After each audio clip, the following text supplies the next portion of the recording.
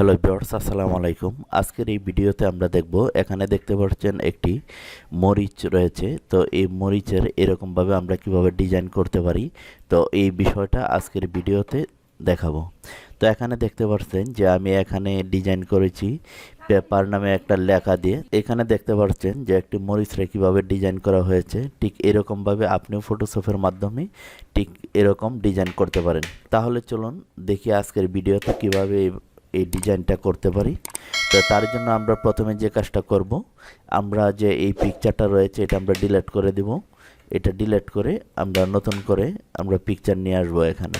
তো আমি এখানে পিকচারটা আমি কেটে দিলাম। তো ওপেনে যাব, ওপেনে যাওয়ার পর এখান থেকে আমি যে মরিচটার মাঝে আমি ডিজাইন করব সেই মরিচের পিকচারটা এখানে নিয়ে আসবো। আনার পর আমরা এই যে এখানে দেখুন একটি লক রয়েছে, এই লকটার মাঝে ডাবল ক্লিক করে এই লকটা আমরা খুলে দিব। তারপর এরকম একটা ইন্টারফেস চলে আসবে। আসার পর এই যে এখান থেকে নিচে দেখতে পাচ্ছেন নিউ ক্রিয়েট নিউ লেয়ার, এখানে ক্লিক করে একটা নতুন লেয়ার নিব। লেয়ার নেওয়ার পর এরকম চলে আসবে। আসার পর এই যে উপরের লেয়ারটা সিলেক্ট থাকবে, তারপর এখানে টিতে চেপে আমরা এখানে একটি লেখা আমরা লিখব। এখানে যে লেখাটা লিখবেন সেই লেখাটাই আপনার এখানে চলে আসবে। তো আমি এখানে দেখতে পাচ্ছেন যে একটি লেখা আমি এখানে লিখেছি।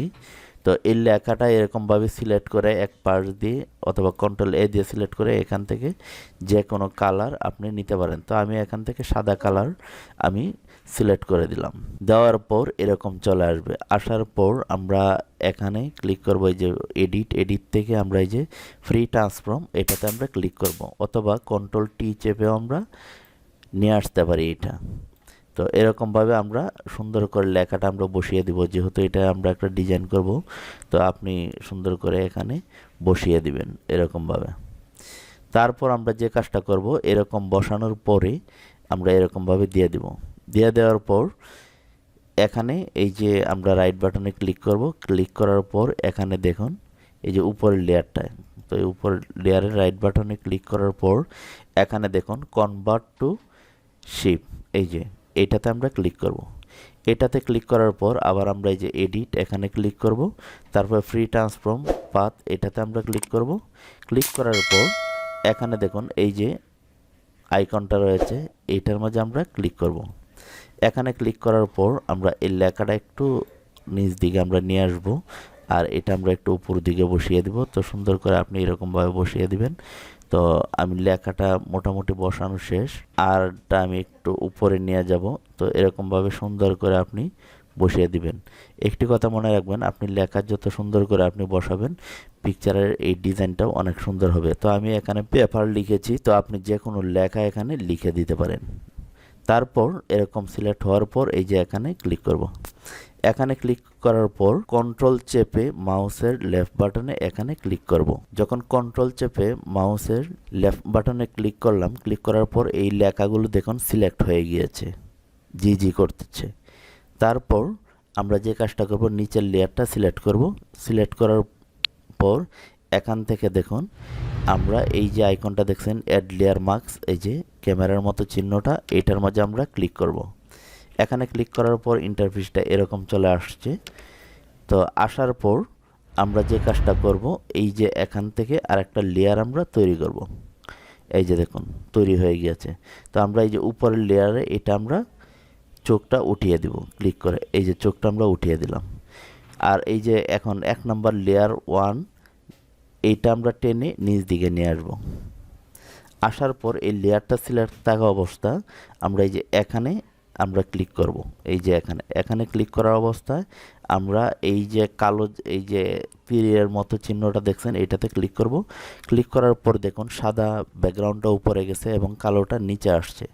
তো সাদাটা উপরে থাকা অবস্থা আমরা এই যে এখানে চলে আসব, এই যে পেইন্ট ব্রকার টুল এটাতে আমরা রাইট বাটনে ক্লিক করব। ক্লিক করার পর এই যে পেইন্ট ব্রকার টুল এটাতে ক্লিক করব। তো আমরা এই যে মাঝখানেরটা ক্লিক করে এখানে ফাঁকা জায়গায় আমরা ক্লিক করব। এই যে দেখুন ব্যাকগ্রাউন্ডটা কিন্তু হোয়াইট কালার হয়ে গিয়েছে। তারপর আমরা যে কাজটা করব, এখন আমরা এই যে দেখুন ব্রাশ টুলটা আমরা নিব। এখানে এই যে ব্রাশ টুল, এই ব্রাশ টুলে এই যে প্রথম যে টুলটা এটা নিব। তো আমরা যে কাজটা করব, এই যে কালো, এই যে জিরো লেয়ার, এটা আমরা সিলেক্ট করব। এই যে কালো জায়গার মাঝে মাউস দিয়ে আমরা এখানে ক্লিক করব।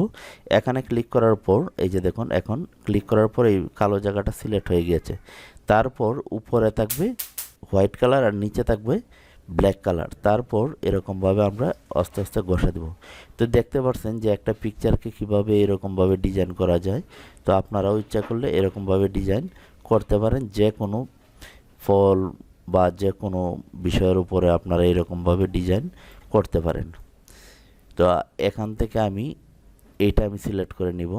সিলেক্ট করার পর এরকমভাবে দিব। তারপর এখান থেকে এরকমভাবে ডিজাইন করে দিব। এই যে দেখুন,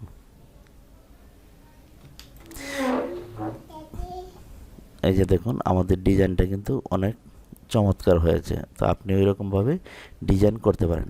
তো এই ছিল আজকের ভিডিও টিউটোরিয়াল। সকলে ভালো থাকুন। আল্লাহ হাফেজ।